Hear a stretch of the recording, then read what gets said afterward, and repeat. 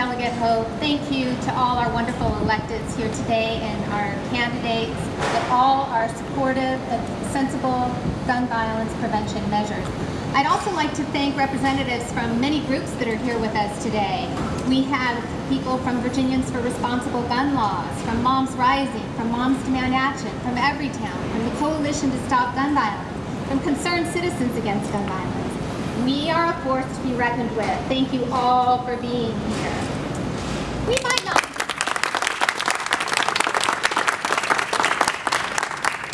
might not be able to stop all gun deaths, but we know we can reduce gun deaths. We know because there are Brady background checks now that cover 60% of sales. And in the 20 years since that law was enacted, over 2.4 prohibited purchasers, I'm talking felons, gang members, terrorists, domestic violence users, have been stopped from buying dangerous guns.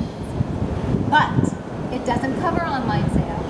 It doesn't cover private sales at gun shows, and it needs to. And it needs to happen at the federal level. But until Congress ultimately gets its act together and does right by the American people by expanding Brady background checks to all gun sales, we plan to continue our steady march across the country, state by state, and we will do whatever it takes. Whatever it takes.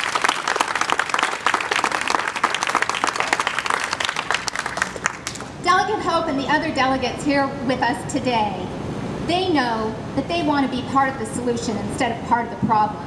Right now, CrimAdvisor ranks Virginia as the 7th easiest state in the nation for prohibited purchasers to get a gun. That is not something to be proud of. Nor is the fact that Allison Parker and Adam Ward were not just victims of an angry, disturbed man who got his hands on a dangerous gun and he never should have been able to. They are victims of obstructionists in the Virginia General Assembly who have failed time and again to enact legislation that would make a difference, time and again. There is a committee. It's called the House Militia and Police, and it is chaired by Delegate Scott Lingenfelter.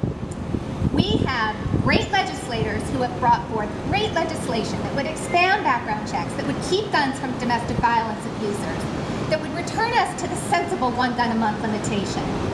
Scott Lingenfelter and the obstructionists on that Militia and Police subcommittee, they vote down that legislation. They effectively kill it so it never even gets out for a vote. That is not acceptable.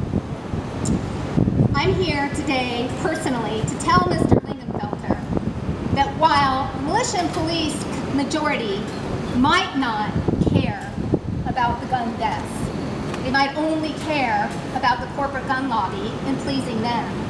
We do care. We care. Virginians care.